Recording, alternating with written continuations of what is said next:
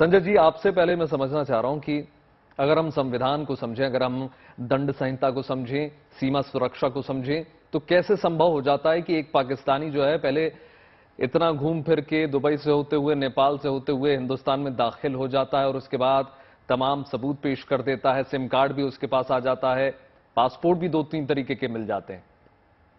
नहीं, बिल्कुल वैभव जी, ये तो वाकई में बहुत चिंता का सबब है।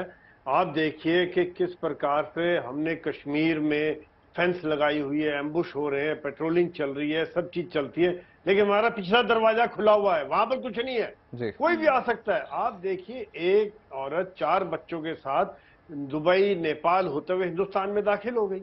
क्या चेक है, क्या बैलेंस है, क्या फायदा सामने हमारे वहां पर फेंस पर पेट्रोलिंग और एम्बुश लगाने का, रात दिन हमारे जवान बैठे हुए हैं। ये भी एक सवाल है कि कहीं ना कहीं ये बहुत बड़ा सवाल है। रास्ता तो मिला हुआ है। आप देखिए, ये तो अगर वो एक तरह से कहते हैं suppose to be 5th class pass, मतलब कहते हैं 5वीं क्लास पास है, जिसपे शायद मुझे डाउट है कि अगर कोई इस प्रकार से अलग अलग पासपोर्ट्स लेकर, अलग अलग पहचान पत्र लेकर दुबई से होते हुए, नेपाल होते हुए 4 बच्चों के साथ हिंदुस्तान आ रही है, तो ये काफी छोटे से कस्बे की औरत नहीं है, ये काफी, जिसको कहना चाहिए, दुनियादारी का सारा पता है। और दूसरी बात, ये तो आपने जैसे बताया, तो मुझे तो ये हिंदी फिल्म का पूरा लग रहा है, इसके ऊपर कुछ दिनों बाद पक्की एक फिल्म बन जाएगी इसके ऊपर की, जिस प्रकार की कहानी चल रही है। और अभी जो रिजल्ट आएगा आगे, वो देखने वाली संजय जी, बात है। असली चूक हम कहां माने? जब नेपाल से दाखिला होता है तो किस प्रकार से, कहां मेन चेक पोस्ट कहां माने कि यहां सबसे बड़ी मुख्य गलती है हमारी? नहीं, बिल्कुल, जो नेपाल की सीमा पर क्या चेक हो रहा है, मतलब आप बताइए ना। यही तो मैं कह रहा हूं, हमने कश्मीर, पंजाब, राजस्थान, हर जगह ड्रोन्स के खिलाफ फेंस लगाई हुई, एम्बुश लगा रहे हैं, और नेपाल से कोई आदमी वैसे ही घुस जा रहा है। क्या फायदा उसका? मतलब आप दिखाए तो, यानी कि हमने सामने इतना बड़ा ताला लगाया हुआ है हैरिसन का, और पिछवाड़े पीछे का दरवाजा खुला छोड़ा हुआ, वहां से कोई भी घुस जाए, और सामने हमने वो पूरा सुरक्षा और गार्ड लगा रखे। तो ये तो वाकई में इसके बारे में काफी सोच विचार करना पड़ेगा कि इस चीज को किस प्रकार से चेक किया जाए, कैसे वहां उसके प्रॉपर चेक्स एंड बैलेंसेस किए जाएं, जो भी आने वाला है उसके कागज चेक किए जाए। वो कह रही है कि मैं, सचिन मीणा मेरे हस्बैंड है, उनको उनके वाइफ हूँ, बच्चे हैं, वो आ गई, अपना कोई चेक नहीं, कोई। बिल्कुल बिल्कुल संजय जी, सवाल देखिए कई चीजों को है, और आपने जो जवाब दिया उसी सवाल के साथ मैं विक्रम सिंह जी के पास जाना चाहूंगी। विक्रम जी, सुरक्षा के लिहाज से अगर देखिए अगर जैसा सब कुछ सीमा बता रही है, दिखा रही है, सब वैसा ही है तो बड़ा आसान है, ठीक है, कोई बात नहीं। लेकिन अगर बात कुछ और है, जो कि उनकी बोली से भी नजर आती है, उनकी बातों से भी नजर आती है, तो ऐसे में पुलिस प्रशासन किस तरीके से काम करता है? और क्या रक्षा के लिहाज पे जो बात विक्रम जी कर रहे थे उस पर हम कोई ध्यान नहीं देते हैं?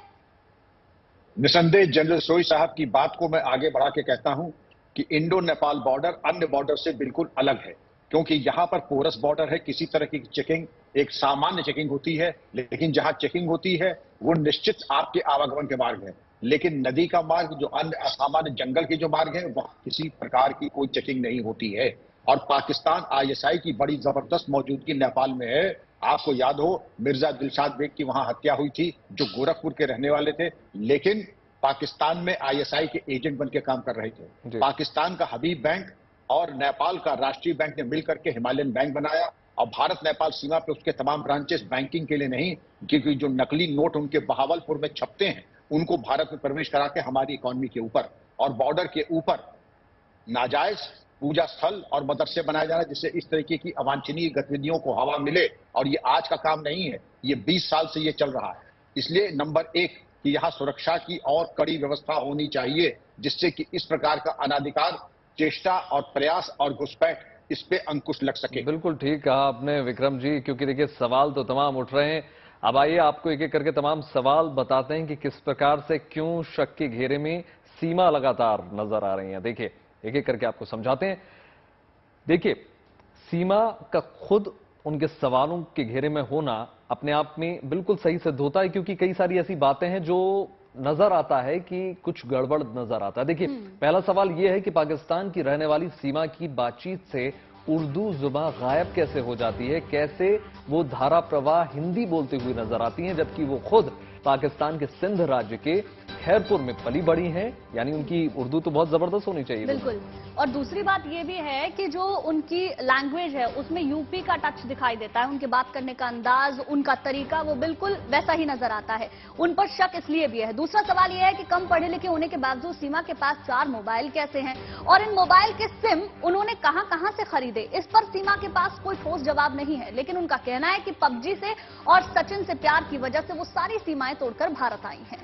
एक गेम ने देखिए किस प्रकार से खेल किया है। तीसरा बड़ा सवाल ये उठता है जो सीमा को लेकर लगातार उठ रहा है, वो ये है कि सिम कार्ड होने के बावजूद सीमा ने नेपाल में कॉल करने के लिए हॉटस्पॉट का इस्तेमाल क्यों किया। ऐसे कई सवालों के जवाब एजेंसियां लगातार तलाशने में जुटी हुई हैं।